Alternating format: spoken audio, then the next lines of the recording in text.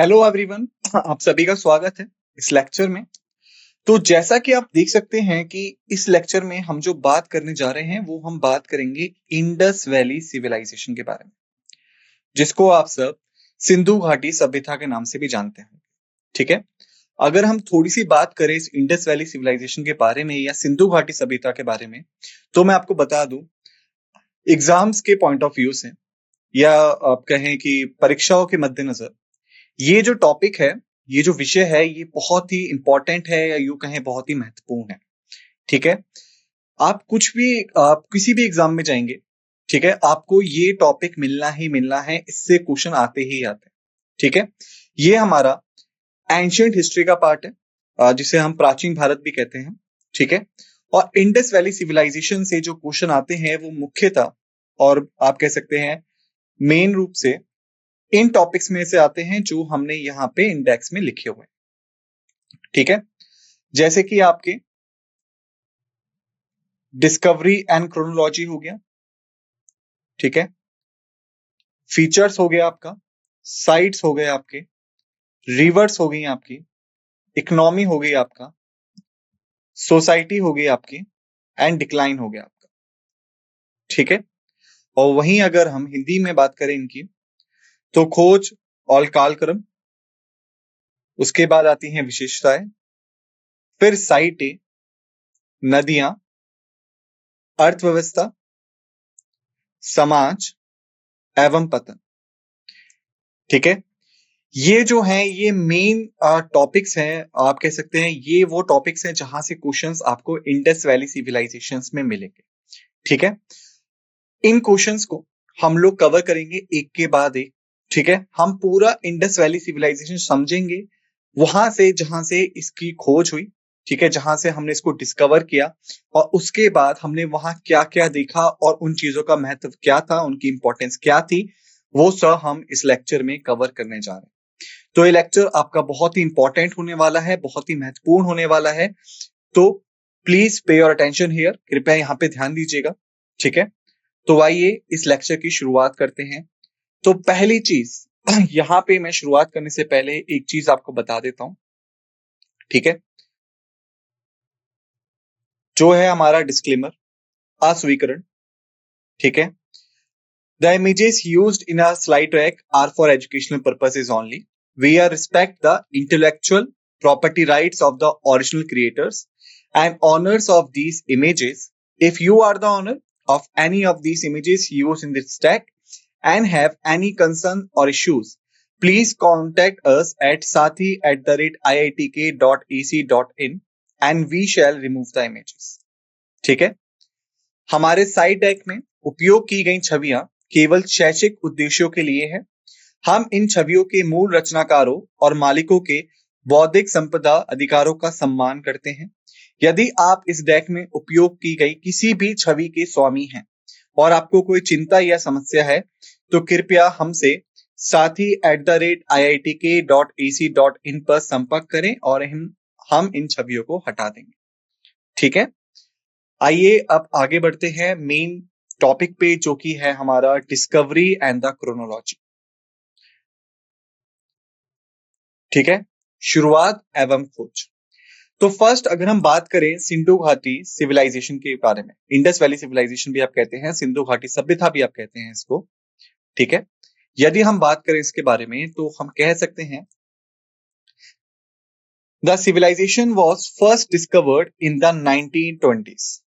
Okay, इस सभ्यता की खोज पहली बार 1920 के दशक में हुई थी, when archaeologists began excavation at Harappa in present day Pakistan and Mohenjo-daro in Pakistan's Sindh province। जब पुरातत्ववादियों ने वर्तमान पाकिस्तान में हड़प्पा और पाकिस्तान के सिंध प्रांत में मोहनजोदड़ो में खुदाई शुरू की थी। अगर आप इस चीज को ध्यान से देखें, आपको एक चीज समझ में आएगी कि जो यहाँ पे एक टाइमलाइन दी गई है, जो एक समय दिया गया है, वो 1920s का है, 1920 का है। ठीक है, और ये वो समय था जब भारत अंग्रेजों के अधीन था, when India was under the British control। Okay, तो 1920s में क्या होता है कि जो आर्कियोलॉजिस्ट हैं इंडिया के, या कह सकते हैं ब्रिटिश इंडिया के उस टाइम पे, वो एग्जीबिशन शुरू करते हैं, वो पाकिस्तान में खुदाई शुरू करते हैं दो जगहों पे, जो हैं आपकी हड़प्पा और मोहनजोदारो। ठीक है, हड़प्पा एवं मोहनजोदड़ो। ठीक है, तो 1920 का जो समय था, तब भारत दो भागों में विभाजित नहीं था। इंडिया डिवाइडेड नहीं था उस टाइम पे टू पार्ट्स में, जैसा कि आज है। एक पार्ट पाकिस्तान है, एक इंडिया है जिसमें हम रहते हैं। ठीक है, उस समय ये पूरा एक ही हिस्सा हुआ करता था। तो हड़प्पा में और मोहनजोदारो में जो खुदाई शुरू हुई, वो आज के समय के पाकिस्तान में मिलते हैं। और पाकिस्तान की अगर मैं किसी पर्टिकुलर प्लेस की बात करूं, एक निश्चित स्थान की बात करूं, तो वो है आपका सिंध प्रोविंस, और सिंध प्रांत भी आप उसको हिंदी में कह सकते हैं। ठीक है, ये वो जगह थी जहां पे दो जगह हमें मिली थी, हड़प्पा और मोहनजोदाड़ो। वहां पे जब खुदाई शुरू हुई, तब जाके हमारे सामने एक चीज निकल के आई कि यहाँ पे एक बहुत ही पुरानी सिविलाइजेशन हुआ करती थी, एक बहुत ही पुरानी सभ्यता हुआ करती थी। ठीक है, जिस सभ्यता को आज हम लोग इंडस वैली सिविलाइजेशन के नाम से जानते हैं, सिंधु घाटी सभ्यता के नाम से जानते हैं। यदि हम बात करें इसके क्रोनोलॉजी की, क्रोनोलॉजी जो होता है वो दिखाता है कि टाइम पीरियड, ठीक है, कि ये सभ्यता किस समय पे बहाल रही होगी, किस समय पे इनहैबिटेड रही होगी। यदि हम इसकी बात करें, तो ये जो है ये आपकी लगभग 2600 टू 1900 BCE तक जाती है।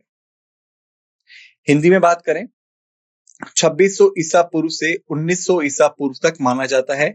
यानी ये जो सभ्यता है, ये इस समय पे बहुत ज्यादा, आप कह सकते हैं, प्रॉस्परस थी।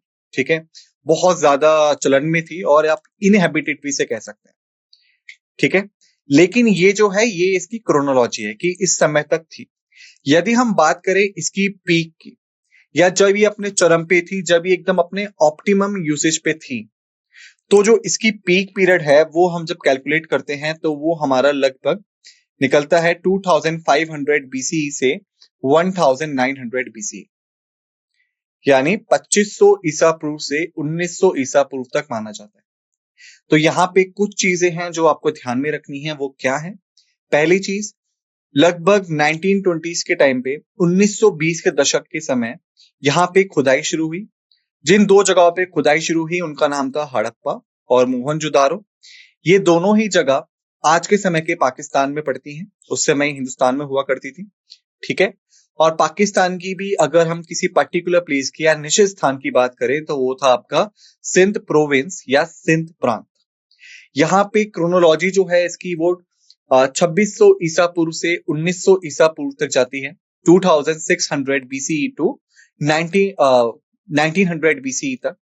ठीक है, और अगर हम पीक पीरियड की बात करें कि जब ये अपने बिल्कुल चरम पे थी, अपने ऑप्टिमम यूसेज पे थी, तो वो टाइम पीरियड आपका 2500 ईसा पूर्व से 1900 ईसा पूर्व तक हो जाता है, 2500 BCE टू 1900 BCE तक। Got it? तो इन चीजों को आप ध्यान में रखिएगा। यदि अगर हम आगे बढ़े अब, तो यहाँ पे कुछ फीचर्स हैं, कुछ विशेषता हैं जो इंडस वैली सिविलाइजेशन के बारे में है, और आपको एग्जाम में यहां से क्वेश्चन जरूर मिलेंगे। क्वेश्चन आपका किसी भी तरीके का हो सकता है, जैसे कि आपको एक क्वेश्चन दे दिया, उसके नीचे आपको कुछ ऑप्शंस दे दिए गए हैं, और फिर आपसे पूछा गया कि इनमें से कौन सा ऐसा ऑप्शन है जो इंडस वैली सिविलाइजेशन का पार्ट नहीं था या पार्ट है। दोनों तरीके से क्वेश्चन हो सकते हैं। ओके, क्वेश्चन ये भी हो सकता है कि which of the following is the part of the Indus Valley civilization, और क्वेश्चन ये भी हो सकता है which of the following was not the part of the Indus Valley civilization. कौन सी चीज सिंधु घाटी सभ्यता का हिस्सा थी, कौन सी चीज सिंधु घाटी सभ्यता का हिस्सा नहीं थी। दोनों ही तरह के जवाबों का आंसर एक ही है, उत्तर एक ही है, यदि आप इन विशेषताओं को पहले समझ लें। यदि ये विशेषताएं आपकी समझ में आ गई, तो बाकी चीजें आपकी समझ में अपने आप आ जाएंगी। ठीक है, तो पहली चीज यहाँ पे जो है वो है आपकी urban planning. Cities were meticulously planned with grid-like streets and advanced drainage system। क्या इसका मतलब हुआ कि पहली चीज यहाँ पे आपको एक अर्बन प्लानिंग मिल गई, जो आपको एक आइडिया देती है कि जो सिंधु घाटी सभ्यता थी, जो इंडस वैली सिविलाइजेशन थी वो अर्बन सिविलाइजेशन थी, शहरी सभ्यता थी। ठीक है, तो यहाँ पे जो शहर उस टाइम पे बनाए गए थे, कब?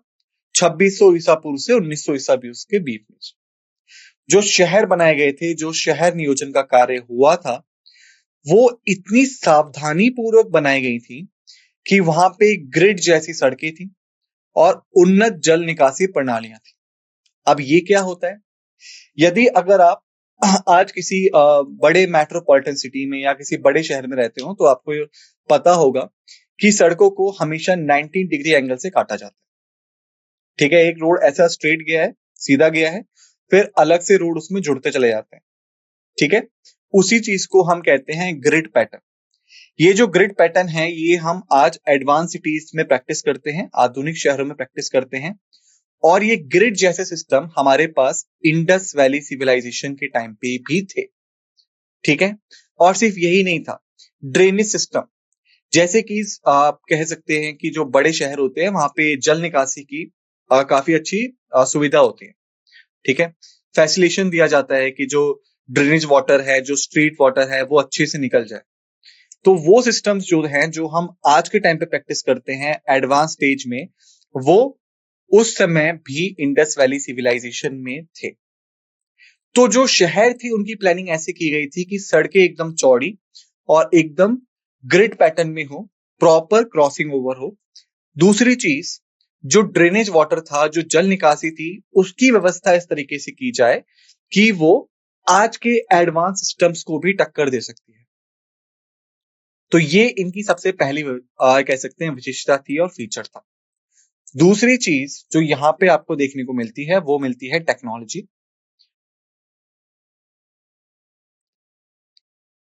जो लोग थे उस समय के, जो आपके सिंधु घाटी सभ्यता में रहा करते थे, वो इतने ज्यादा स्किल्ड थे कि वो लोग मेटलर्जी, पॉटरी और कई तरह की सील मेकिंग की एडवांस टेक्निक्स में भी जानकारी रखते थे। उनके पास नॉलेज थी, they had a knowledge at the fields of metallurgy, pottery and various seal making advanced techniques. प्रौद्योगिकी की अगर हम बात करें तो वो धातु कर्म, मिट्टी के बर्तन तथा मोहर बनाने में उन्नत तकनीक रखते थे। ठीक है, ये भी उनकी एक विशेषता थी। उसके पश्चात यदि हम बात करें ट्रेड की, extended trade networks linked the civilization with the Mesopotamia, which lies in modern day Iraq, Afghanistan and the Gulf region. व्यापार जो था उनका, अगर यदि हम उसकी बात करें तो जो व्यापार नेटवर्क था वो इस सभ्यता को मेसोपोटामिया, जो कि आज के दिन इराक में पड़ता है, अफगानिस्तान और खाड़ी के कई क्षेत्रों से जोड़ता था। तो आप देख सकते हैं कि जो ट्रेड पॉलिसी थी इनकी, जो व्यापार योजना थी इनकी, या जो व्यापार कार्यक्रम था, वो सिर्फ इनके इलाकों में नहीं था कि जहां जहां पे इंडस वैली के इलाके हैं, शहर हैं, सिर्फ वहीं तक हम लोग सीमित हैं, नहीं, बल्कि जो दूसरी सभ्यताएं थी जैसे कि मेसोपोटामिया था, वहां तक ये लोग व्यापार करते थे, फैले हुए थे। जो अफगानिस्तान के बड़े बड़े इलाके हैं वहां पे भी इनका व्यापार चलता था। खाड़ी के कई क्षेत्र हैं, गल्फ जिसे हम मिडिल ईस्ट के नाम से भी जानते हैं, वहां पे भी इनका व्यापार हुआ करता था। यदि हम बात करें राइटिंग की, तो जो इंडस वैली की स्क्रिप्ट है वो आज तक अनडेसिफर्ड है, यानी कि उसको पढ़ा नहीं जा सका। उसमें क्या लिखा है ये हम नहीं समझ सकते। उसका भी एक कारण है। कारण क्या है कि जो सील्स हमें मिली हैं वहां पे सोफिस्टिकेटेड राइटिंग सिस्टम हमें देखने को मिला। यानी आप कह सकते हैं कि जो सिंधु लिपि है उसे इसलिए नहीं पढ़ा जा सका क्योंकि कई सारी मोहरों पे परिकृष्ट लेखन प्रणाली का संकेत मिलता है। यानी जैसे अगर मैं आज की बात करूं, अगर आज आप ये लिखा हुआ देख रहे हैं, ठीक है, तो चाहे आप इंग्लिश में पढ़ें, आप हिंदी में पढ़ें, आप इसको पढ़ सकते हैं, आप समझ सकते हैं यहाँ पे क्या लिखा हुआ। कैसे आप समझ सकते हैं? क्योंकि यहाँ पे जो अक्षर, जो लेटर्स हमने यूज किए हैं, वो अक्षर और वो लेटर्स आपकी समझ में आते हैं। तो उनको मिला के जो भी वर्ड फॉर्म हुआ, जो भी शब्द बने, वो शब्द आपको समझ में आते हैं, आपको उनका मीनिंग, आपको उनका मतलब समझ में आता है। लेकिन जो इंडस वैली सिविलाइजेशन थी, जो सिंधु घाटी सभ्यता थी, वहां पे जो राइटिंग इस्तेमाल की गई, वहां पे जो लेखन इस्तेमाल किया गया, वहां पे अक्षर नहीं थे, बल्कि वहां पे आप कह सकते हैं कई सारे सिंबल्स थे, कई सारे चित्र थे। और उन चित्रों का मतलब क्या था, उन सिंबल्स का मतलब क्या था, वो हमारी समझ से परे हैं, उन्हें हम आज तक नहीं समझ पाए। तो यही कारण है कि वो चित्र कह क्या रहे हैं, वो सिंबल्स एक्सप्लेन क्या कर रहे हैं, we are not able to understand that thing. हम उसे समझ ही नहीं सकते। तो यदि अगर हम उसको नहीं समझ सकते, तो फिर हम ये ही नहीं समझ सकते कि उन चित्रों का, उन सिंबल्स का मतलब क्या है, उस राइटिंग में क्या लिखा गया। ठीक है।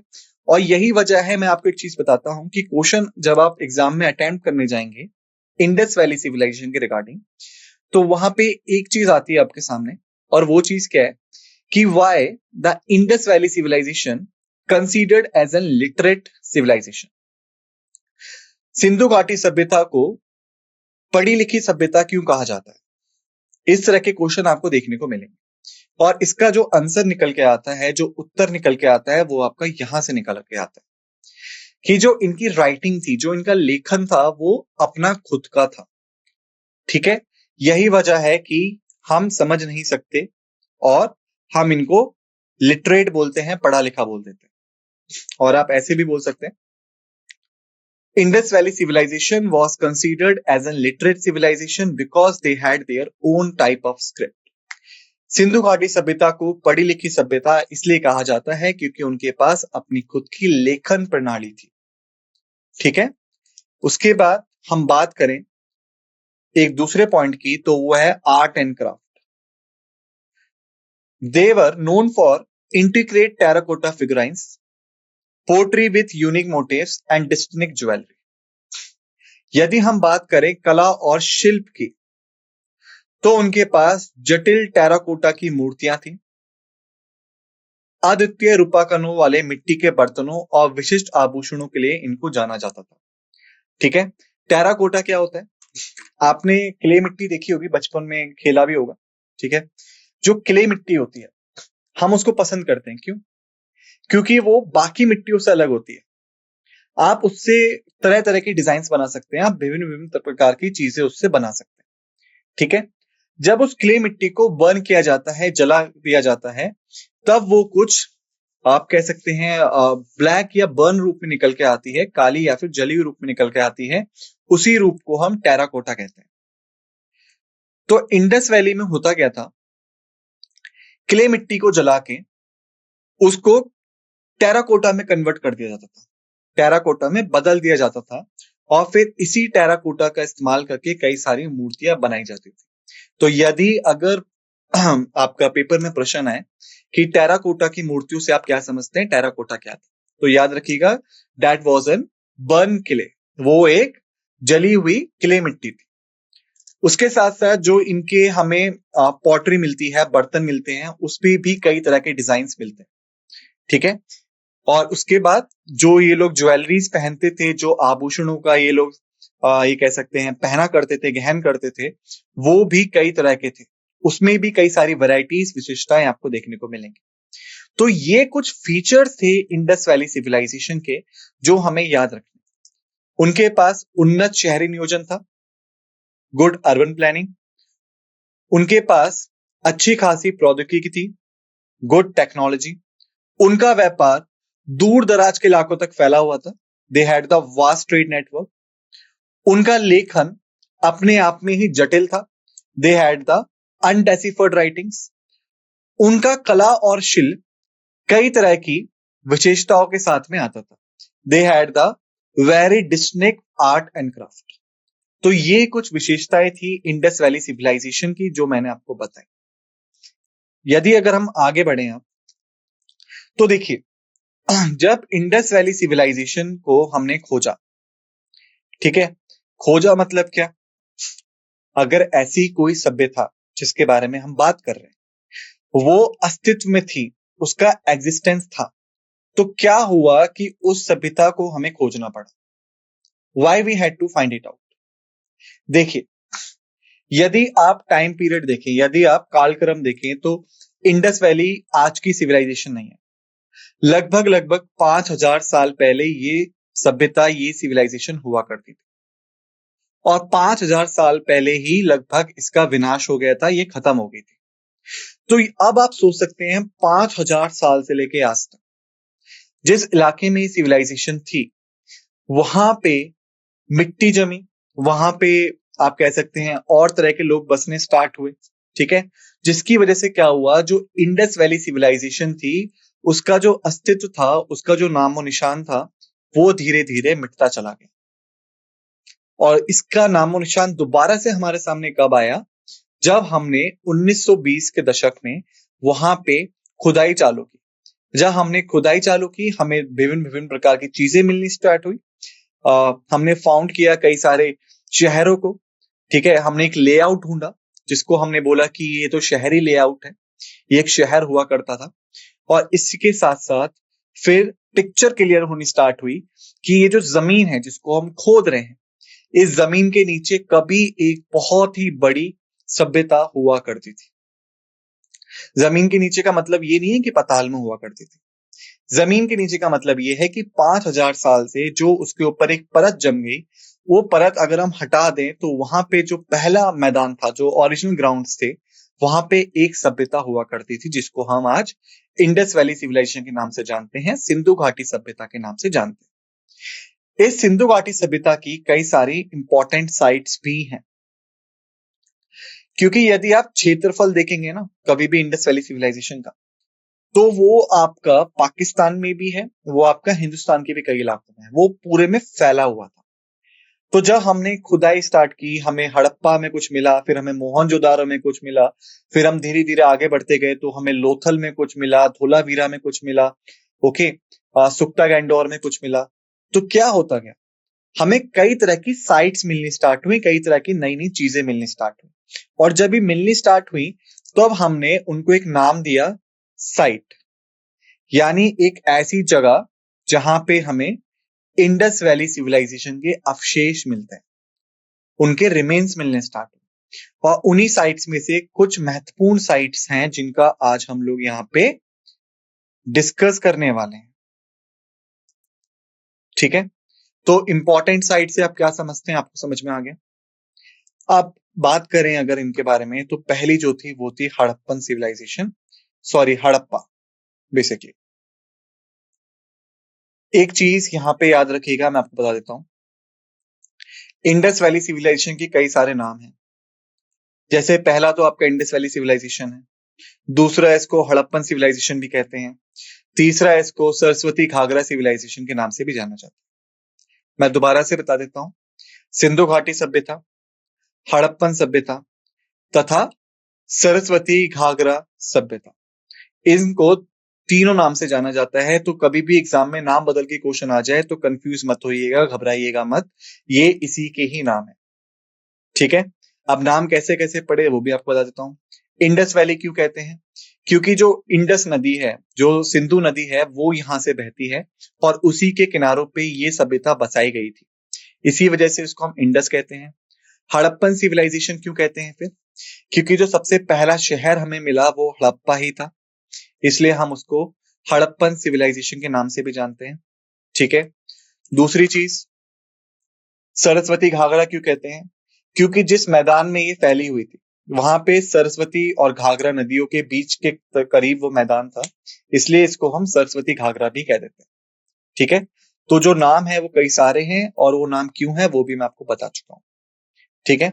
अब हम बात करेंगे हड़प्पा की, जो कि सबसे पहला शहर भी था इनका। तो जो हड़प्पा सबसे पहला शहर हमें मिला था, उसकी शुरुआत हुई थी, उसकी खोज हुई थी 1921 में। और खोज किसने की थी, सर जॉन मार्शल ने। और सर जॉन मार्शल कौन थे, ये समझना बहुत इंपॉर्टेंट है, ठीक है। तो देखिए, जब ब्रिटिश आपके इंडिया में आए, जब अंग्रेज भारत में आते हैं, तो उन्हें इंडिया की हिस्ट्री में बहुत इंटरेस्ट था, रुचि थी उनकी, ठीक है। तो आपका 1784 का वो साल था जिस टाइम पे उन्होंने एक ऑर्गेनाइजेशन फाउंड की, जिसका नाम था Asiatic Society of Bengal, Asiatic Society of Bengal भी आप कह सकते हैं उसे, एएसबी। ठीक है। एएसपी को जिसने फाउंड किया था उसका नाम था सर विलियम जॉन्स। ठीक है, उसने फाउंड किया। उसके पश्चात क्या होता है, धीरे धीरे करते करते करते करते ये जो आपकी एशियाटिक सोसाइटी ऑफ बंगाल थी, इसकी ही दर्ज पे एक और ऑर्गेनाइजेशन सामने आती है जिसका नाम था archaeological survey of India, ASI, जो आज भी आपके अस्तित्व में है, एग्जिस्टेंस में है। ठीक है, उसी के जो आपके चीफ थे अंग्रेजों के समय, ब्रिटिश टाइम पे, वो थे सर जॉन मार्शल 1921 में। और जिस टाइम पे हड़प्पन सिविलाइजेशन की शुरुआत हुई या खुदाई हुई, उस टाइम पे सर जॉन मार्शल ही चेयरमैन थे। तो याद रखिएगा सर जॉन मार्शल कौन थे, ये चेयरमैन थे किसके, आर्कियोलॉजिकल सर्वे ऑफ इंडिया के 1921 के टाइम पे। आर्कियोलॉजिकल सर्वे ऑफ इंडिया जो था उसको बनाया गया था एशियाटिक सोसाइटी ऑफ बंगाल की तर्ज पे, जिसको किसने खोजा था, सर विलियम जेम्स ने। कब, 1784 में। तो ये कुछ चीजें याद रखिए। यदि हम बात करें हड़प्पा की लोकेशन की, तो ये आपका पंजाब में पड़ता है, पाकिस्तान में। अब देखिए कई सारे लोग तो ये बोलेंगे कि पंजाब तो इंडिया में, पाकिस्तान क्यों बोल रहे हैं। देखिए पंजाब आपका दोनों तरफ पड़ता है, हिंदुस्तान में भी है, पाकिस्तान में भी। ठीक है, तो जो आपका हड़प्पा है ये उस पंजाब में है जो कि आपका पाकिस्तान में पड़ता है। और हड़प्पा किस नदी के किनारे बसा हुआ है, रावी नदी के किनारे बसा हुआ है। ये कुछ चीजें हैं जो आपको याद रखनी है। ठीक है, यहाँ पे आप इसको हिंदी में भी पढ़ सकते हैं। ठीक, हालांकि मैंने आपको हिंदी में ही बताया है, तो ऐसी कोई जरूरत या नहीं है या कोई नीड नहीं है। फिर हम बात करते हैं मोहनजोदारो को। इसको हम इंग्लिश में मोहनजोदारो कहते हैं, हिंदी में मोहनजोदड़ो कहते हैं। दोनों एक ही शहर का नाम है, बस भाषा का फर्क पड़ता है, लैंग्वेज का डिफरेंस है। तो यदि हम बात करें मोहनजोदड़ो की, तो इसको 1922 में खोजा गया, ठीक एक साल बाद जिस साल हड़प्पा की खोज हुई थी। खोजने वाले का नाम क्या था, आर.डी. बैनर्जी, इन्होंने इसको खोजा था। ठीक है, और यदि हम बात करें इसकी लोकेशन की, तो ये पड़ता है आपका सिंध प्रांत में, जो कि है आपका पाकिस्तान में। और ये आपका सिंधु नदी या इंडस रिवर के किनारे बसा हो। ठीक है, तो ये चीजें याद रखिएगा, ये पहली कुछ चीज है। उसके बाद जो अलग हमें एक और साइट्स मिलती है, वो मिलती है लोथल। लोथल की खोज हुई कई सालों बाद 1954 में। ओके, 1994 में। इसकी खोज हुई आजादी के बाद। याद रखिएगा, लोथल की खोज कब होती है, आजादी के बाद। मोहनजोदड़ो और हड़प्पा आपके किस साल मिल गए थे, 1921 और 1922 में। 1921 में हड़प्पा मिला, 1922 में मोहनजोदड़ो मिला। ये वो साल थे जिस टाइम पे हिंदुस्तान अंग्रेजों के अधीन हुआ करता था, क्योंकि हमें जो आजादी मिली वो 1947 में मिली, 1947 में मिली। ठीक है, 1954 1994 जो था, ये आपका वो साल था जब इंडिया आजाद हो चुका था। ठीक है, तब हमें मिलता है लोथल, और लोथल की खोज करने वाले शख्स का नाम था एस.आर. राव। लोकेशन कहाँ है इसकी, इसकी लोकेशन गुजरात में है, हिंदुस्तान में, नियर गल्फ ऑफ खंबात। ठीक है, गुजरात, भारत, खंबात की खाड़ी में। तो याद रखिएगा इस पॉइंट को भी कि लोथल जो है वो किस साइड पड़ता है, वो इंडिया में पड़ता है, गुजरात में। वहीं गुजरात का ही एक और हमें इलाका मिला जिसका नाम था ढोलावीरा। ढोलावीरा की खोज हुई 1967 से लेकर 1968 के बीच में। खोजने वाले का नाम था जेपी जोशी।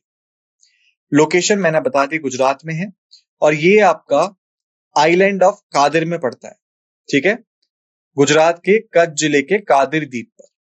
ठीक है, जो कच्छ डिस्ट्रिक्ट है आपका, रन ऑफ कच्छ के नाम से भी जानते हैं आप, गुजरात में, नॉर्थ गुजरात में, वहां पे एक द्वीप है, एक आइलैंड है कादिर नाम से, जहां पे आपको धोलावीरा मिलता है। ठीक है, याद रखिएगा। उसके पश्चात फिर हमें मिला कालीबंगन। ठीक है, कालीबंगन की खोज कब हुई, 1953 से लेकर 1954 के बीच में। खोजने वाले का नाम था ए घोष। ए घोष ने इसको खोजा था। इसकी लोकेशन कहाँ है, ये पड़ता है आपका राजस्थान में, जो कि आपका स्टेट है, राज्य है इंडिया का। और ये आपका जो बसा हुआ है वो घाघर हाकरा रिवर के किनारे बसा हुआ है। ठीक है, दो नदियों के तट के किनारे ये कालीबंगन बसा हुआ है। कालीबंगन का मतलब क्या होता है, काली चूड़ियां, ब्लैक बैंगल्स। आगे हम इसको भी देखेंगे। फिर हमें मिलता है राखीगढ़ी। राखी घड़ी की खोज हुई 1963 से लेकर 1964 के बीच में, इसको भी ए घोष ने ही खोजा था। लोकेशन का है, हरियाणा में है, इंडिया में, और सरस्वती रिवर के किनारे बसता है, लेकिन आज सरस्वती रिवर नहीं बहती है। वक्त के साथ ये सूख चुकी है, ठीक है, लेकिन जिस टाइम पे हड़प्पन सिविलाइजेशन हुआ करती थी, सिंधु घाटी हुआ करती थी, उस समय पे ये सिविलाइजेशन थी, उस टाइम पे ये रिवर थी, ठीक है। अब आगे बढ़ते हैं, ठीक है। तो देखिए, इंडस वैली सिविलाइजेशन जो है, वहां बेसिकली आपको कुछ नदियां मिलेंगी, ठीक है। हम कह सकते हैं कि Indus Valley civilization primarily flourish along the banks of the Indus river and its tributaries. जो सिंधु घाटी सभ्यता थी वो मुख्य रूप से सिंधु नदी तथा उसकी सहायक नदियों के किनारे ही फली फूली थी। और वो नदी कौन सी थी? पहली तो आपकी सिंधु ही होगी, ठीक है। उसके पश्चात रावी या रवि, सतलुज, फिर चिनाब, फिर झेलम, ठीक है। ये कुछ नदियां थी जिनके किनारे जो आपकी सिंधु नदी थी ये फली फूली थी। तो इन नदियों के नाम आप कृपया करके प्लीज याद रखिए। चलिए आगे बढ़ते हैं, ठीक है। अब तक हमने सिर्फ ओवरव्यू देखा था, जो इंपॉर्टेंट साइट्स थी उनका, ऊपर ऊपर से आप कह सकते हैं। अब हम इनके बारे में डीप डिस्कशन करने जा रहे हैं, ठीक है। तो पहला है आपका हड़प्पन साइट। सबसे पहला शहर भी यही था जो हमें मिलता है। तो पहले हम बात करते हैं डिस्कवरी एंड एक्सकवेशन की, खोज और उत्खनन की। तो पहली चीज ये मिलता है आपका 1921 में, किसके द्वारा?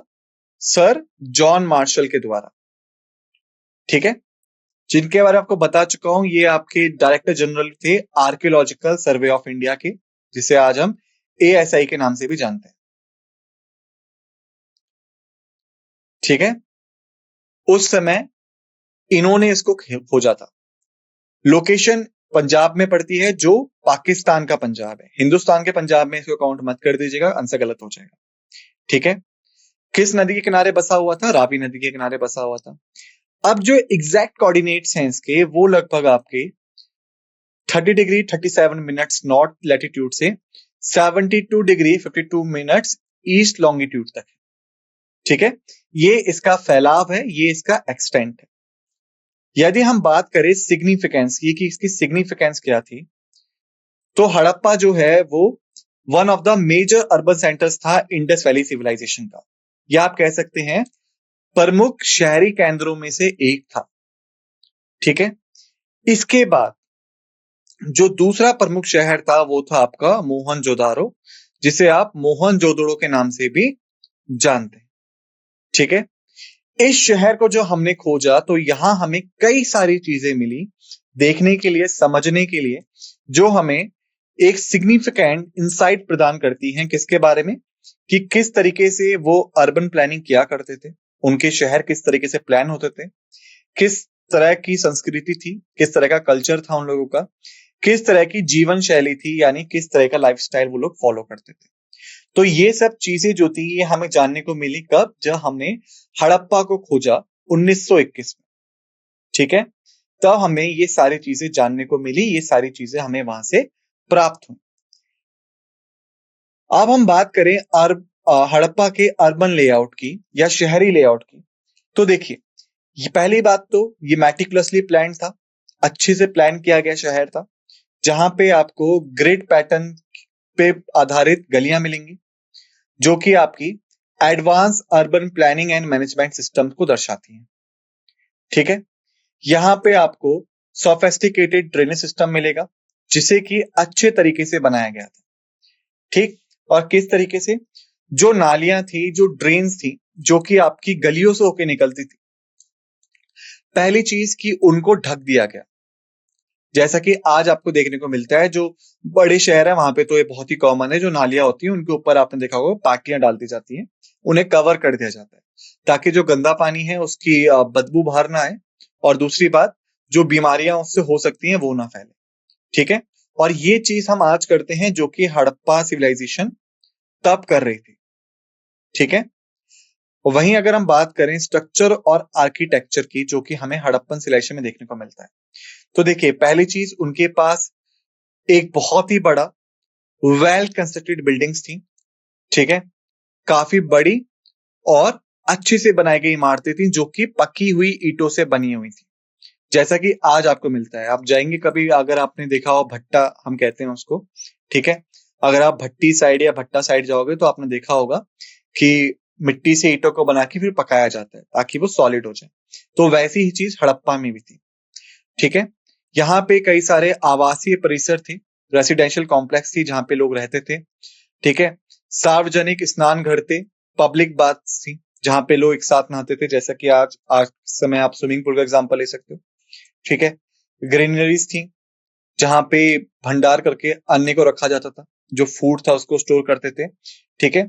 और यहाँ पे कुछ ऐसी इमारतें हैं जिनको हम बोल सकते हैं कि वो या तो रिलीजियस स्ट्रक्चर थे या फिर एडमिनिस्ट्रेटिव स्ट्रक्चर्स थे, या तो प्रशासनिक कार्यों के लिए या धार्मिक संरचनाओं के लिए उनका इस्तेमाल किया जाता था। यही नहीं, यहाँ पे जो ईंटें मिली हैं, जो हमें ब्रिक्स मिली हैं, वो भी ऐसी नहीं है कि कुछ बड़ी हैं कुछ छोटी हैं, बल्कि उनका भी एक निश्चित अनुपात है, उनका भी एक निश्चित रेशियो है, जो कि आपका 1:2:4 में अंकित है, ठीक है।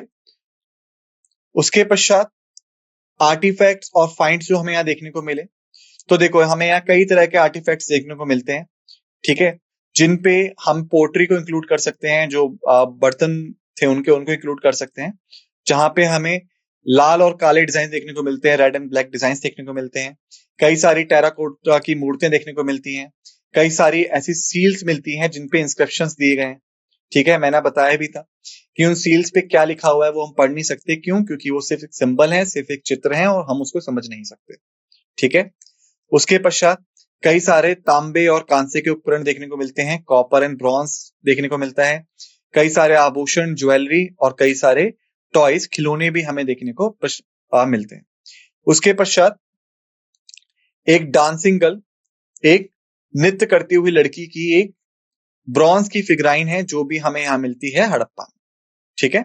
वहीं यदि हम बात करें ट्रेड और इकोनॉमी की शहर की, तो देखिए हड़प्पा एक बहुत ही महत्वपूर्ण शहर था, इसलिए एक महत्वपूर्ण व्यापार केंद्र भी था, जिसके हमें कई सारे सबूत मिलते हैं, प्रमाण मिलते हैं कि ये जो व्यापार करते थे ये मैसोपोटामिया तक करते थे, जो कि आपका आज के दिन इराक में पड़ता है। साथ ही साथ ओमान जो एक देश है गल्फ में, उसके साथ भी इनके ट्रेड रिलेशन देखने को मिलते हैं। और यही नहीं, हो सकता है कि इसके आगे भी वो ट्रेड करते हो, लेकिन हमारे पास जो सबूत हैं वो यहीं तक के हैं, बट ये हमारा अजम्पशन है कि अगर वो यहां तक जा सकते हैं तो उसके आगे भी वो गए होंगे।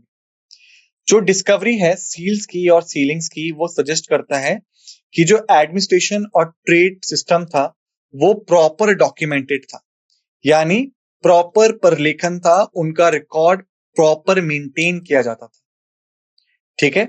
यानी आप कह सकते हैं कि एक एडवांस सिस्टम था ट्रेड और बाकी चीजों का। यदि हम बात करें डिक्लाइन और अबेंडमेंट की, कि वो कैसे पतन हुआ उस चीज का, तो आप कह सकते हैं कि जो इंडस वैली सिविलाइजेशन की साइट थी हड़प्पा जैसी, वो भी 1900 बीसीई के आसपास डिक्लाइन की तरफ बढ़ रही थी, पतन की तरफ बढ़ रही थी। और जो कारण है कि क्या हुआ ऐसा कि वो डिक्लाइन होगी, वो कारण आज तक भी आपका क्लियर नहीं है, स्पष्ट नहीं है। यहाँ पे कई सारी डिबेट हो चुकी है कि हो सकता है कि इन्वायरमेंटल फैक्टर्स रहे हो, पर्यावरण के कारण वो डिक्लाइन हो गई हो। जैसे कि मान लेते हैं वो रावी नदी के किनारे बसा था, तो रावी नदी ने अपना जो रास्ता है वो बदल लिया, जिसकी वजह से वहां पे सूखा पड़ गया, ठीक है। या फिर जो क्लाइमेट था वो चेंज हो गया, जिसकी वजह से वहां लोगों को दिक्कत आनी स्टार्ट हुई और वो वहां से चले गए। इसी के साथ साथ कई सारे सोशियो पॉलिटिकल रीजंस भी हो सकते हैं, जैसे कि इंटरनल कन्फ्लिक्ट हुआ हो, अंदरूनी लड़ाइयां हो गई हो, या फिर बाहर से किसी ने आक्रमण कर दिया हो, ठीक है। कुछ भी हो सकता है, आज तक भी स्पष्ट नहीं। उसके पश्चात हम बोल सकते हैं कि हड़प्पा जो है वो एक यूनेस्को वर्ल्ड हेरिटेज साइट है और आज भी एक आर्कियोलॉजिकल साइट है, और आज भी यहाँ पे रिसर्च और एक्सिबिशन चल रहा है 1921 से लेके आज तक, ठीक है। और हमने यहाँ बहुत समय लगाया है ये समझने में कि किस प्रकार से इंडस वैली सिविलाइजेशन रहा करती थी और इनका क्या कंट्रीब्यूशन, योगदान था आज के बड़े शहरी अर्बनाइजेशंस में। ठीक है, इसके पश्चात जो दूसरी हमारे पास साइट आती है वो आती है मोहनजोदारो साइट। अगर हम बात करें डिस्कवरी और एग्जीबिशन की, तो देखो 1922 में हमें मिला आर.डी. बैनर्जी के द्वारा, जो आपके आर्कियोलॉजिकल सर्वे ऑफ इंडिया के ही ऑफिसर थे। मोहनजोदारो वो है लरकना डिस्ट्रिक्ट में, जो कि पड़ता है आपका पाकिस्तान के सिंध प्रोविंस में, और ये आपका राइट बैंक पे बसा हुआ है, सिंधु के दाहिनी किनारे पे। ठीक है, कोऑर्डिनेट्स यहाँ पे हैं, आप चाहे तो इन्हें देख सकते हैं, पर इतना इंपॉर्टेंट नहीं है एग्जाम पॉइंट ऑफ व्यू से। सिग्निफिकेंस की यदि हम बात करें, तो जो मोहनजोदारो है ये सबसे बड़े और सबसे प्रोमिनेंट अर्बन सेंटर्स में से एक था, हड़प्पा के साथ साथ। इसकी जो खोज और उत्खनन है, वहां से हमें शहरी योजना, उनका वास्तुकला क्या थी, तथा उनकी सोसाइटी और हड़प्पन सिविलाइजेशन के बारे में और भी कई तरह की चीजें देखने को मिलती है। यदि हम बात करें शहरी लेआउट की, तो देखो ये भी एक वेल प्लान सिटी था, जहां पे ग्रिड लाइक स्ट्रीट पैटर्न्स थे और एक ऑर्गेनाइज नेबरहुड था जो कि ब्लॉक्स में डिवाइडेड था। जो शहर था मोहनजोदारो का, वो दो हिस्सों में डिवाइडेड था। एक था सिटाडेल, जिसको हम गढ़ भी कहते हैं। माना जाता है कि ये जो आपके शहर के अमीर लोग या ताकतवर लोग थे, उनका रहने का इलाका था, या उनका जो भी आपका प्रशासनिक उद्देश्य थे वो वहां पे हुआ करते थे। और जो बाकी आपका निचला शहर या लोअर एरिया था, वहां पे बाकी की आम जनता रहा करती थी। ठीक है, तो याद रखिएगा, जो डिवीजन देखने को मिलता है हमें इंडस वैली सिविलाइजेशन के दौरान। स्ट्रक्चर और आर्किटेक्चर की यदि हम बात करें, तो देखिए यहाँ पे भी हमें पकी हुई ईंटों से बनी हुई कई सारी मॉन्यूमेंटल या स्मारक संरचनाएं देखने को मिलती है। जैसे कि आपको ग्रेट बाथ देखने को मिल सकता है, जो बहुत ही बड़ा है, और यहाँ पे सीढ़ियां भी दी गई थी, जिसके चलते आप पानी में उतर सकते हैं, ग्रेट बाथ में उतर सकते हैं। यही नहीं, जो ग्रेट बाथ था उसके आसपास कई सारे रूम्स भी दिए गए थे, जहां पे लोग अपने कपड़े वगैरह चेंज कर सकते हैं, जैसा कि आपको आज के मॉडर्न डे स्विमिंग पूल्स में देखने को मिलता है। ठीक है, इसी के साथ साथ यहाँ भी ग्रेट गैलरी दी गई थी, जहां पे लोग खाना संभाल के रखते थे। कई सारे असेंबली हॉल्स थे, जहां पे लोग एक साथ बैठ के बातचीत कर सकते थे, और कई सारे बड़े बड़े घर भी देखने को मिल सकते हैं, जो हमें बताते थे कि यहाँ के लोग काफी समृद्धशाली या प्रॉस्पेरस हुआ करते थे। यदि हम बात करें आर्टिफैक्ट्स की और फाइंडिंग्स की जो हमें देखने को मिलती हैं, तो देखिए, जब हमने आर्कियोलॉजिस्ट के साथ मिलके इसको समझने की कोशिश करी, यहाँ पे खुदाई की, तो यहाँ पे हमें कई सारे आर्टिफैक्ट्स मिले। जैसे कि आपको एक पॉटरी मिलेगी जिसका यूनिक डिजाइन है, टेराकोटा मूर्तियां मिलेंगी जैसे कि प्राइस्ड किंग, वो मैंने आपको यहाँ पे दिखाया भी हुआ है, ये हमें मोहनजोदारो से मिला था। ठीक है, इसी के साथ साथ कई सारी सील्स और सीलिंग्स भी देखने को मिलती हैं, जिसपे इंडस स्क्रिप्ट लिखी हुई।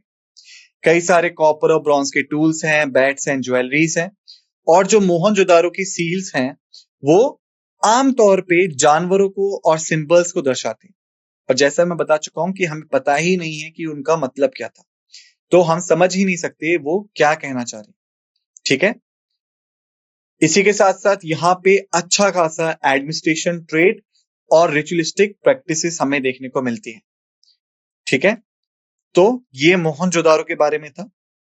ट्रेड इकोनॉमी की बात करें तो देखिए, ये आपका एक सबसे बड़े शहरों के में से होने के साथ साथ एक महत्वपूर्ण ट्रेड सेंटर भी था। और ये हमें कैसे पता चलता है, यहाँ पे कई सारे आर्टिफैक्ट्स हमें देखने को मिलते हैं और कई सारी सील्स देखने को मिलती हैं। और ये जो सील्स हैं, ऐसी जो सील आपके देखने को मिलती हैं, ये आमतौर पे जब हम इनके पीछे जाते हैं, समझने की कोशिश करते हैं, तो ये मिलती हैं आपकी कहां से, मेसोपोटामिया जैसे इलाकों से। यानी मेसोपोटामिया की सील अगर इंडस वैली सिविलाइजेशन में थी, और जो सील थी इनका उपयोग किया जाता था किसके लिए, ट्रेड के लिए। ठीक है, तो अगर मेसोपोटामिया की सील आपको मोहनजोदारो में मिल रही है, जो कि आपका इलाका किसका है, इंडस वैली सिविलाइजेशन का, यानी इसका क्या मतलब हुआ कि मेसोपोटामिया और इंडस वैली के जो लोग थे वो आपस में ट्रेड करते थे। ठीक है, और जो आपका पर्शियन गल्फ का रीजन था, वहां से भी कई सारे ट्रेडिंग आर्टिफैक्ट्स और सील्स हमें देखने को मिलती है। यानी ये हमें बताता है कि जो मोहनजोदारो था वो यहां तक भी व्यापार करता था, यहां तक भी वो लोग ट्रेड करते थे। ठीक है, और जो शहर की इकोनॉमी थी, अर्थव्यवस्था थी, वो जनरली एग्रीकल्चर पे थी। रीजन क्या था एग्रीकल्चर पे डिपेंड होने का? क्योंकि देखिए, ये राइट बैंक पे बसा हुआ था, दाहिनी किनारे पे बसा हुआ था Indus valley river, sorry Indus river के, जिसकी वजह से क्या था कि यहाँ पे उपजाऊ या फर्टाइल लैंड देखने को मिलता था। उस फर्टाइल लैंड का इस्तेमाल करके ये लोग कई तरह की क्रॉप्स उगाते थे, कई तरह की फसलें उगाते थे, जिसको बाद में ट्रेडिंग के लिए यूज किया जाता था बार्टर सिस्टम के द्वारा। ठीक है, याद रखिए। वही अगर हम बात करें कि मोहनजोदारो का डिक्लाइन कैसे हुआ और ये शहर अबंडन कैसे हो गया, परित्याग कैसे हुआ इसका, तो देखिए टाइम पीरियड इसका भी वही है जिस टाइम पे हड़प्पा खाली हुआ। ठीक है, मोहनजोदारो जो था उसने डिक्लाइन जब उसका शुरू हुआ, जब उसका पतन शुरू हुआ, तो ये कारण भी आज तक क्लियर नहीं है, स्पष्ट नहीं है। और यहाँ पे हम कई सारे फैक्टर्स को कंसीडर करते हैं, कई सारी चीजों को मद्देनजर रखते हैं, जैसे कि हो सकता है कि नदी ने अपना पैटर्न बदल लिया हो, क्लाइमेट चेंज हो गया हो, या फिर हो सकता है कि यहाँ पे भी बाहर से आक्रमण हुआ, या अंदर ही लोग लड़ पड़े आपस में, जिसकी वजह से जो एक स्थिरता थी, जो स्टेबिलिटी, वो हर्ट हुई। ठीक है, अगर हम बात करें आज के दिन की करंट स्टेट्स की, करंट स्टेटस क्या है मोहनजोदारो का, तो ये यूनेस्को वर्ल्ड हेरिटेज साइट है, जो कि आज भी आपकी आर्कियोलॉजिकल साइट है एक्टिव फॉर्म में। आज भी यहाँ पे 1922 से लेके आज तक भी यहाँ पे रिसर्च चल रही है, तथा इसको हम प्रिजर्वेशन एफर्ट्स हम यहाँ रखते हैं ताकि हम इसको बचा के रख सकें। ठीक है, ये हमें urbanization, governance and culture practices जो थी इंडस वैली सिविलाइजेशन की, और इनका क्या योगदान रहा आगे आने वाली चीजों में, इस सब के बारे में समझाता है, इस सब के बारे में बताता है। ठीक है, इसके पश्चात जो दूसरी हमारी साइट थी वो थी लोथल। यदि हम बात करें लोथल की, 1954 में इसको एसआर राव ने खोजा था। ये पड़ता है आपका गुजरात में और गल्फ ऑफ खंबत में, जिसको हम कैम्बे के नाम से भी जानते हैं। ठीक है, ये इसका एक्सटेंट है, ये इसका फैलाव है। सिग्निफिकेंस की यदि हम बात करें कि लोथल का सिग्निफिकेंस क्या था, तो देखिए ये महत्वपूर्ण शहरों में से एक था, और यहाँ पे आपको यूनिक डॉकयार्ड देखने को मिलता है। डॉकयार्ड हमें पता है जहां पे पानी के जहाज आते हैं, रुकते हैं और अपना सामान उतारते हैं, सामान भरते हैं, जाते हैं। ठीक है, तो अगर हमें यहाँ डॉकयार्ड देखने को मिलता है तो इसका मतलब क्या है कि जब इंडस वैली सिविलाइजेशन हुआ करती थी, उस समय ये जो इलाका था लोथल का, ये मैरीटाइम ट्रेड के लिए इस्तेमाल किया जाता था और इंजीनियरिंग स्किल्स के लिए। क्यों? क्योंकि आपका समुद्री व्यापार तभी संभव है जब आपके पास बड़े जहाज, अगर बड़े जहाज ही नहीं है समुद्री व्यापार हो ही नहीं सकता। ठीक है, और समुद्री जहाज तब होंगे जब उन्हें बनाया जाए। तो यानी यहाँ पे समुद्री व्यापार था, मैरीटाइम ट्रेड था, जिसके लिए जहाज चाहिए थे। इसी वजह से यहाँ पे इंजीनियरिंग स्किल्स भी देखने को मिलती है। और ये शहर हमें कई सारी समुद्री गतिविधियों के बारे में बताता है जो कि इंडस वैली के लोग करते थे। ठीक है, अर्बन लेआउट की हम बात करें कि ये शहर जो था इसका लेआउट कैसा था, तो देखिए ये भी वेल प्लान्ड सिटी था, डॉकयार्ड था, वेयर हाउस था और रेसिडेंशियल एरियाज भी थे साथ ही साथ। क्योंकि ये डॉकयार्ड था और मैरीटाइम ट्रेड का सीधा सीधा हमें सबूत मिलता है, इसलिए यहाँ पे कई सारे औद्योगिक क्वार्टर थे, यानी इंडस्ट्रियल क्वार्टर्स भी बनाए गए थे। ठीक है, जो डॉकयार्ड हमें लोथल में मिलता है, ये दुनिया के सबसे पहले खोजे गए मैरीटाइम प्रोविंस में से एक है। ठीक है, समुद्री शक्ति को दिखाने वाली चीजों में से एक है। यदि हम मुख्य तौर पे बात करें डॉकयार्ड और मैरीटाइम फीचर्स के बारे में, डॉकयार्ड और समुद्री विशेषताओं के बारे में, तो लोथल में जो डॉकयार्ड है ये एक नहर और एक घाट के साथ एक बेसिन है। ठीक है, यानी यहाँ पे एक कैनाल है और एक वार्फ है। ठीक है, और ये चीजें कनेक्टेड किससे हैं, किससे जुड़ी हुई हैं? पास ही की साबरमती नदी से, रिवर से। ठीक है, और ये जो नदी है ये रास्ता देती है किसकी तरफ? समुद्र की तरफ। यानी इस नदी के सहारे जो जहाज थे वो समुद्र जा सकते थे। ठीक है, और जो तरीके से ये जो डॉकयार्ड है ये बनाया गया है, वो आपको क्या बताता है कि ये जो डॉकयार्ड था इसका इस्तेमाल जहाजों की बर्थिंग और रिपेयरिंग के लिए किया जाता था, यानी उनके खड़े होने के लिए तथा उनकी मरम्मत के लिए। ठीक है, आर्टिफैक्ट्स एंड फाइंडिंग्स की यदि हम बात करें तो यहाँ पे भी हमें कई तरह के आर्टिफैक्ट्स मिलते हैं, जैसे कि हमें सील्स मिलती है, ट्रेडिंग सेंटर था, बैट्स मिलता है, पॉटरी मिलती है, टेराकोटा फिगराइंस मिलती है। ट्रेडिंग सेंटर था तो वेट्स मिलेगा क्योंकि मेजरमेंट करना, नापतोल करनी है चीजों की, ठीक है। कॉपर और ब्रॉन्ज के टूल्स देखने को मिलेंगे। और यहाँ पे जो हमें स्क्रिप्ट मिलती है, जो सील्स मिलती हैं, उसमें भी हमें हड़प्पन स्क्रिप्ट का प्रयोग मिलता है, जहां पे कई सारे एनिमल्स को दिखाया गया।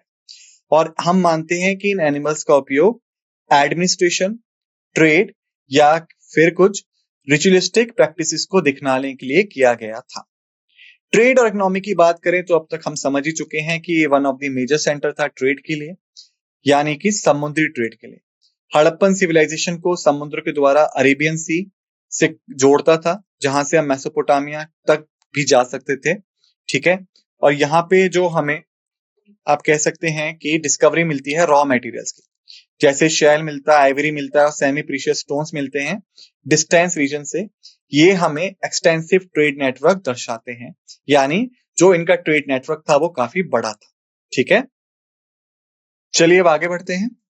उसके बाद अगर हम बात करें इसके पतन की और इसके अबंडमेंट होने की, तो देखिए जैसे बाकी शहरों के साथ हुआ वैसा ही लोथल के साथ भी होता है। 1900 बीसी के करीब ये आपका अबंडन हो गया। जो इसके कारण है वो आज भी डिबेटेड है, यानी उन पे आज भी बहस होती है, कोई भी क्लियर और स्पेशल रीजन नहीं है। हम ये मानते हैं कि हो सकता है कि इकोलॉजिकल फैक्टर्स रहे हों, हो सकता है कि ट्रेड पैटर्न्स चेंज हो गए हों, जिसकी वजह से इस शहर में लोगों को अब रहने का कोई फायदा ना महसूस हुआ हो और वो छोड़ के चले गए हों, या कई सारे सोशल पॉलिटिकल चेंजेस भी हो सकते हैं। यदि अगर हम आज की बात करें तो लोथल एक इंपॉर्टेंट आर्कियोलॉजिकल साइट है, साथ ही साथ एक नेशनल मॉन्यूमेंट भी है, जिसको कि आर्कियोलॉजिकल सर्वे ऑफ इंडिया देखता है, इसकी देख रखाव करता है। आज भी आर्कियोलॉजिस्ट यहां जाते हैं, समझने की कोशिश करते हैं कि लोथल हमें अर्बन प्लानिंग के बारे में क्या क्या इंसाइट दे सकता है, बता सकता है, मैरीटाइम ट्रेड के बारे में हम क्या क्या जानकारी जुटा सकते हैं, साथ ही साथ इकोनॉमिक और कल्चरल लाइफ जो थी इंडस वैली पीपल की, इसके बारे में हम क्या जानकारी यहाँ पे जुटा सकते हैं। ये सब हमें कौन प्रदान करता है? लोथल प्रदान करता है, ठीक है। अगर हम आगे चलें तो हम कह सकते हैं इंडस वैली सिविलाइजेशन जो है उसको हम हड़प्पन सिविलाइजेशन के नाम से भी जानते हैं, मैंने आपको बताया भी था। ये क्यों हुआ, इसको हम अल्टरनेट नेम क्यों देते हैं इंडस वैली सिविलाइजेशन का? तो जैसा मैंने बताया कि सबसे पहला जो शहर था वो हड़प्पा था, जो खोजा गया, जो कि आज के दिन पाकिस्तान में पड़ता है। यही वजह थी कि हमने इसको जो नाम दे दिया वो हड़प्पन सिविलाइजेशन दे दिया, ठीक है। और हड़प्पा जो था वो ना तो सिर्फ पहला शहर था, बल्कि वो एक पहली जगह भी थी जहां से हमें सिग्निफिकेंट इंसाइट्स मिलते हैं यहाँ के कल्चर के बारे में, यहाँ के आर्किटेक्चर के बारे में और अर्बन प्लानिंग के बारे में, ठीक है। जो जिंदगी थी लोगों की इंडस वैली सिविलाइजेशन में, उसको भी हम हड़प्पन सिविलाइजेशन के नाम से जानते हैं। क्यों? क्योंकि यहाँ पे हड़प्पा में जो हमें एडवांस अर्बन प्लानिंग मिली, एक सोफिस्टिकेटेड कल्चर देखने को मिला, जो हमें ट्रेड नेटवर्क्स देखने को मिले, ठीक है। ये सब कहीं ना कहीं इंक्लाइन कर देते हैं उस जिंदगी से जो कि सिंधु घाटी सभ्यता के लोगों ने जी थी, ठीक है।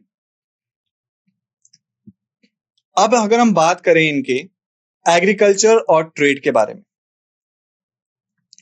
ठीक है, तो पहले हम बात करते हैं एग्रीकल्चर के बारे में।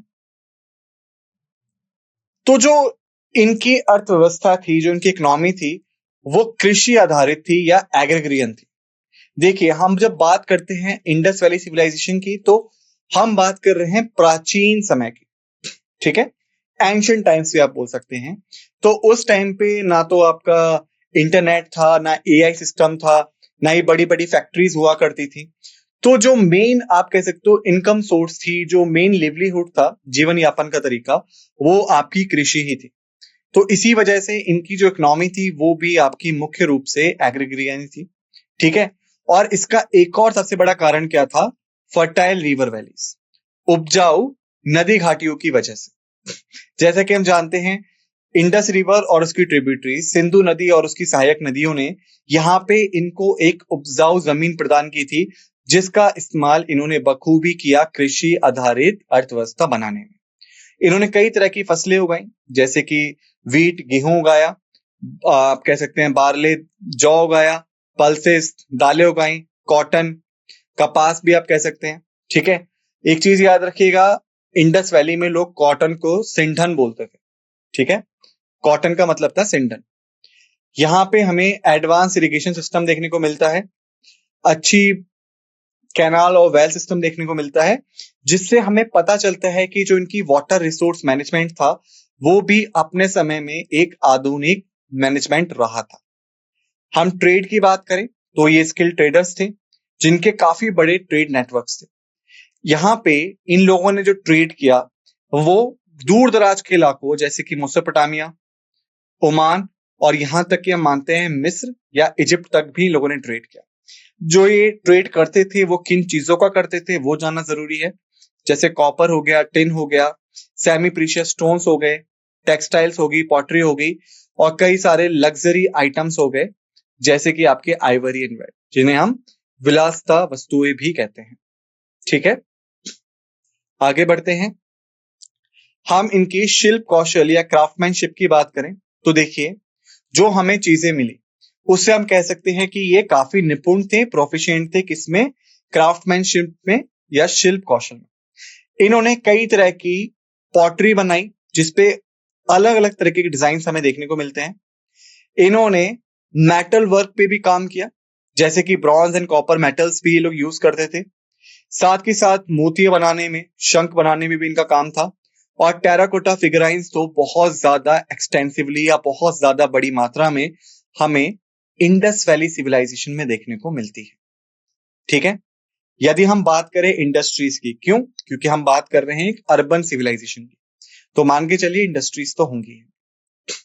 तो यहाँ पे हमारे पास जो सबूत हमें मिले खुदाई के दौरान वो ये बताते हैं कि यहाँ पे एक स्पेशलाइज इंडस्ट्रीज हुआ करती थी, जैसे कि बेड मेकिंग में थी आपकी, शेल कटिंग में थी आपकी, मेटल वर्किंग में थी। ठीक है, और यहाँ पे स्टैंडर्डाइज्ड वेस्ट एंड मेजर्स थे, यानी इंडस वैली में आप कहीं भी चले जाइए, आपको वजन और माप का जो मानकीकरण होगा, जो मेजरमेंट होगा, वो सेम ही मिलेगा, एक जैसा ही मिलेगा। तो आपकी चीजों में फर्क नहीं आएगा। ये हमें दिखाता है कि इनका जो ट्रेड था वो वेल ऑर्गेनाइज था। ठीक है, वेल ऑर्गेनाइज इकोनॉमिक सिस्टम भी आप इसे कह सकते हैं। हम बात करें इनकी रिलीजियस लाइफ के बारे में। ठीक है, तो देखिए, देवता और अनुष्ठान जो ये मानते थे, तो ये लोग क्या मानते थे, क्या इनके रिलीजियस बिलीफ है, ये आज तक हम समझ नहीं पाए, क्योंकि जो चित्र हमें यहां से मिले वो हमारे लिए समझ से परे हैं। ठीक है, लेकिन जो सील्स एंड फिगराइंस हैं इनकी, जो मोहरे और मूर्तियां में देखने को मिलती हैं, वो कई बार पशुओं को, एनिमल्स को, मानव आकृतियों को, ह्यूमन फिगर्स को, जैसे कि आपका प्राइस्ट किंग है जो हमें मोहनजोदारो से मिला। ठीक है, ये दिखाते हैं कि ये लोग कई बार पैंथियन ऑफ गॉड्स को फॉलो करते थे, यानी अनुष्ठानिक प्रथाओं के समूह का सुझाव करते थे या देती थी, आप कह सकते हैं कुछ भी। ठीक है, उसके पश्चात हमें यहाँ पे फायर अल्टार्स देखने को मिलते हैं। फायर अल्टार्स यानी आप कह सकते हैं इन्हें अग्नि वेदिका या चूल्हा भी आप कह सकते हैं हिंदी में। ठीक है, जैसे कि आपकी कुछ जगह थी, जैसे कालीबंगन जैसी जगह होगी, वहां पे ये मिलते हैं। ठीक है, और हम बोल सकते हैं कि जो फायर अल्टार्स थे, इनका उपयोग सिर्फ खाना पीना बनाने के लिए नहीं, बल्कि कई सारे पूजा पाठों के लिए भी किया जा सकता था। अग्नि पूजा या अनुष्ठानिक प्रथाओं के लिए भी किया जाता था। वहीं हम बात करें सेरेमोनियल बाथ एंड वाटर्स की, औपचारिक स्नान और जल की, तो देखिए, ग्रेट बाथ हमने पढ़ा, कहाँ मिलता है हमें? मोहनजोदारो में मिलता है। ये क्या था? एक बड़ा पब्लिक वाटर टैंक था, जिसमें हम मानते हैं कि लोग जो थे वो पूजा पाठ के दौरान नहाते थे, या फिर आप कह सकते हैं कि शुद्धिकरण समारोह के लिए जाते थे और नहाते थे। और ये आपका कुछ इस प्रकार से दिखता था, जैसा कि आप देख सकते हैं। ये आपका टैंक है, ये आपकी कुछ सीढ़ियां हैं, और ये जो आसपास का इलाका आपको दिख रहा है पीछे का, माना जाता है कि कुछ कमरे हुआ करते थे जिनका उपयोग विभिन्न विभिन्न प्रकार की चीजों के लिए किया जाता था। ठीक है, जल और उसकी शुद्धता जो है, वाटर एंड प्योरिटी, वो माना जाता था कि वो सिग्निफिकेंट रिलीजियस रिचुअलिस्टिक इंपॉर्टेंस के लिए थी। यानी कि जल का रख रखाव और उसकी प्योरिटी को बचाए रखना ना सिर्फ इनकी हेल्थ का एक रीजन था, बल्कि ये इसको धार्मिक कारणों की वजह से भी बचा के रखते थे। और यही वजह थी कि हमें पूरे शहर के दौरान एडवांस ड्रेनेज सिस्टम और बड़े बड़े कुएं देखने को मिलते हैं, जहां पे कि पानी को संजो कर या प्रिजर्व करके रखा गया। वही हम बात कर चुके हैं अर्बन प्लानिंग एंड हाउसिंग की। तो जैसे कि आपके बड़े बड़े शहर थे, मोहनजोदारो था, हड़प्पा था, ये वेल प्लान सिटीज थे, जहां पे आपको ग्रिड पैटर्न्स में देखने को मिलते हैं। स्ट्रीट्स में आपको पब्लिक बिल्डिंग्स मिलती हैं, जिनका उपयोग एडमिनिस्ट्रेशन या फिर रिलीजियस पर्पस के लिए किया जा सकता था। ओके, साथ के साथ आपको रेसिडेंशियल क्वार्टर्स भी देखने को मिलते हैं। ठीक है, हमने देखा कि जो घर हैं वो पक्की हुई ईंटों के बने हुए थे, और घर काफी बड़े थे कि उनमें कई सारे कमरे हुआ करते थे। और कमरे ही नहीं, उनमें कई बार बरामदा भी होता था, जो कि आपका बाहर की तरफ खुलता था, जहां पे कई सारी घरेलू गतिविधियां की जा सकती थी, डोमेस्टिक एक्टिविटीज की जा सकती थी। सोशल स्ट्रक्चर की अगर हम बात करें तो देखिए, इनका जो सामान था वो पदानुक्रमित था, यानी हायरार्कियल था। ठीक है, यानी आप कह सकते हैं राजा का बेटा राजा, उस समय उस टाइप का इनका समाज था।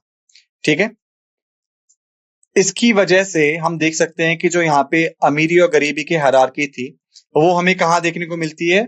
घरों के साइज में और क्वालिटी में, जो कि आज भी है। आमतौर पे किसी के पास पैसा है, उसका घर बड़ा होगा, उसके घर में कई सारी सुख सुविधाएं होंगी। वैसे ही वहां पे भी थी, किसी के पास पैसा है, उसका घर बड़ा था और उसके पास काफी सुख सुविधाएं थी, और ये हमें खुदाई के दौरान देखने को मिला।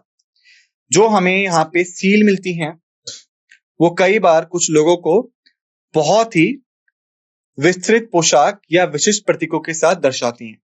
ठीक है, जो कि ये बताती है कि जो समाज था, उसके जो अमीर और ताकतवर लोग थे, वो आमतौर पे व्यापारिक या फिर प्रशासनिक भूमिकाओं में संलग्न थे या फिर शामिल थे, और यही वजह थी कि उनकी चीजें सील्स पे डिपिक्ट होती थी।